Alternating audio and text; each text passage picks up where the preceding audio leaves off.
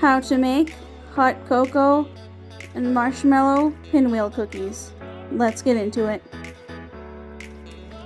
In a large bowl, you want to add 2 sticks or 16 tablespoons of room temperature butter, as well as a half cup of granulated sugar. And with your mixer, you want to beat this until it's light and fluffy. Don't forget to scrape down your bowl, sides and bottom. Crack 1 egg. Make sure it's room temperature, it'll blend in better. Add about a teaspoon or so of vanilla extract, or any other extract of choice. Almond, lemon, whatever you would like. Beat again until well combined. Don't forget to scrape down your bowl, sides and bottom again. Add a cup and a third of cake flour.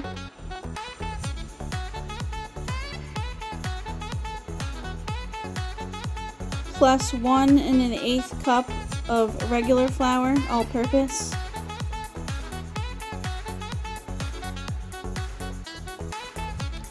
Mix and blend until well combined, but be careful not to overmix. You want to mix it until a dough forms. Now when your dough forms, you're going to scrape everything down and form it into a ball.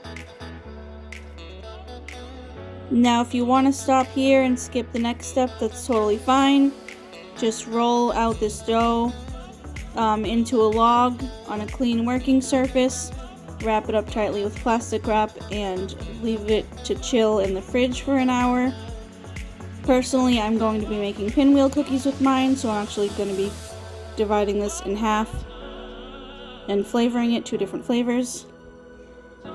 Now I'm doing mine in half, but if you want to do multiple flavors, like 3 or 4 different flavors, that's fine. Just make sure you're dividing your dough evenly. You can flavor them whatever 2 or 3 or 4, whatever complementary flavors you'd like. You can also color the dough if you want to. But for now, like I said, I'm only doing 2 flavors, so I divided my dough as evenly in half as I possibly could. And I'm going to move one to the side for a minute. Now, like I said, you don't have to use the same 2 flavors I'm using, but I'm going to go for a hot chocolate mix. Tirani has really good coffee syrup, so you can use in baking or soda or coffee, tea, whatever you want. Hashtag not sponsored. But for this half of the dough, I'm going to use their toasted marshmallow, about a tablespoon. Just pour it right onto your dough. Make sure you just knead it and mix it in really well. You can add a little bit more, a little bit less, depending what you want. Just don't add too much because it's obviously a liquid, so it will affect your end product. I probably wouldn't do more than a tablespoon.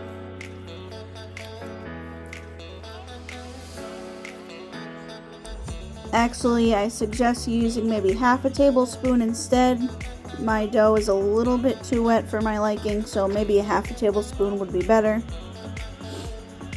And of course, now would also be the time if you wanted to color your dough, feel free to do that as well. Just put a little bit of food coloring. But for now, I'm going to move this to the side and switch out for the other half of my dough. So like I said, I'm working towards a hot cocoa type of mix cookie. So I'm going to add about a half tablespoon of cocoa powder to my second half of the dough. And again, you don't have to do the same flavors I am. If you don't want to, you can use your own.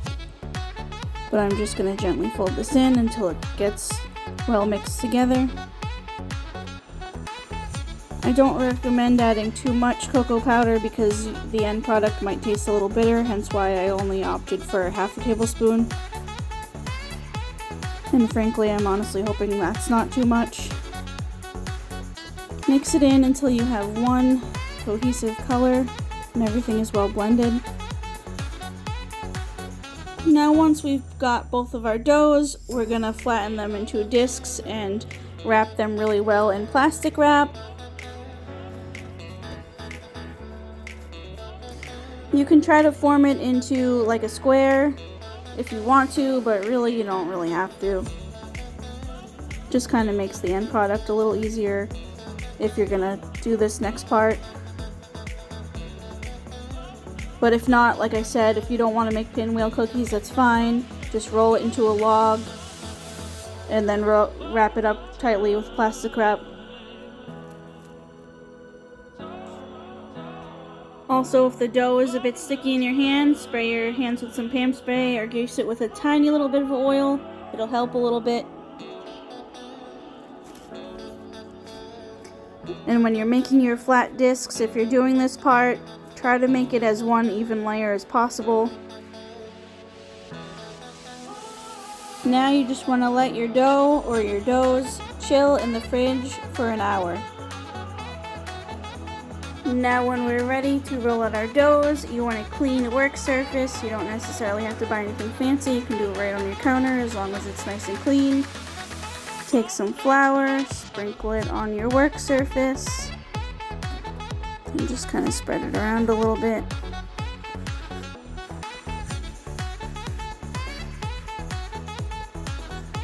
Now again, this part is only for if you're going to make the pinwheel cookies. If you're not making pinwheel cookies, you can skip this step. Also, don't throw away your plastic wrap. We're going to need that in a minute. But take your dough, place it directly on top of the flour. Put a little bit more flour on top of your cookie dough.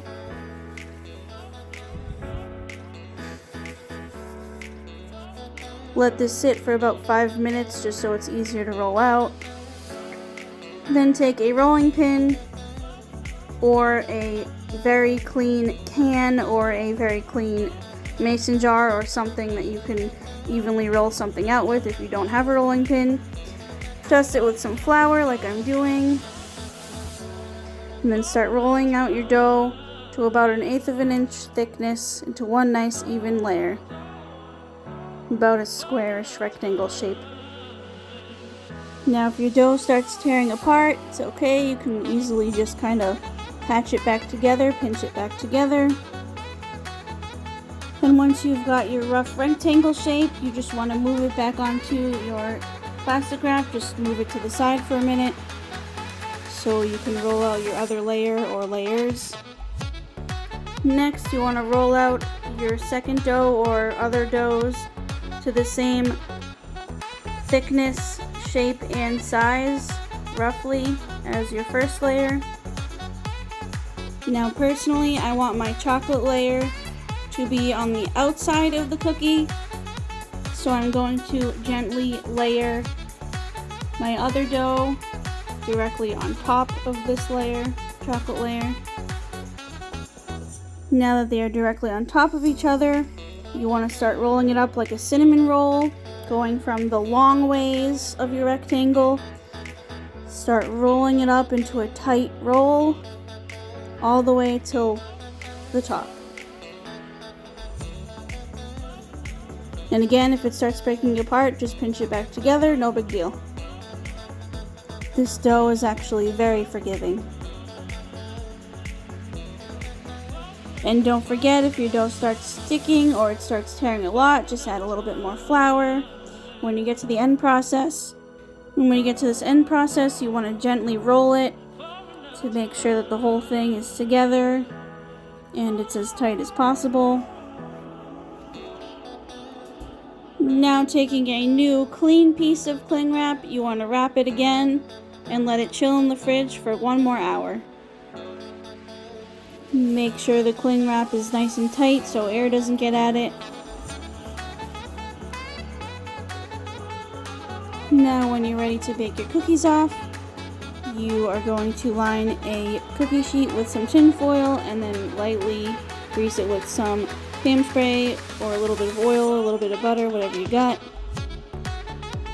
Just a very light coating. Definitely make sure you don't overspray or over pour or over grease. Now you want to unwrap your log And then start cutting them, maybe about a ½ inch thick, a quarter of an inch thick, like about this big. Roughly this thick should be good. Now this is the end. Obviously it doesn't look that pretty, so when you put it onto your pan, put it upside down, cut side. That way it'll bake on the nice side. And if you did pinwheel cookies, they'll roughly look like this. Now when you're placing them onto your tray, you want to put them at least 2 finger lengths apart, just so they have enough room to spread.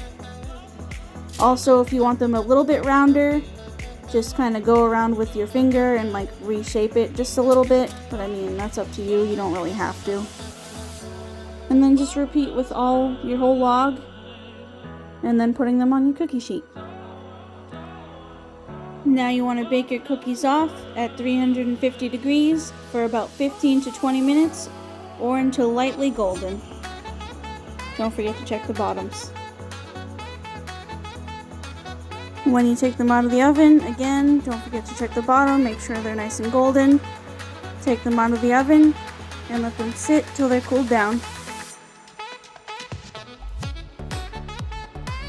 Eat these at room temperature or cooled down, or warmed up rather, and enjoy.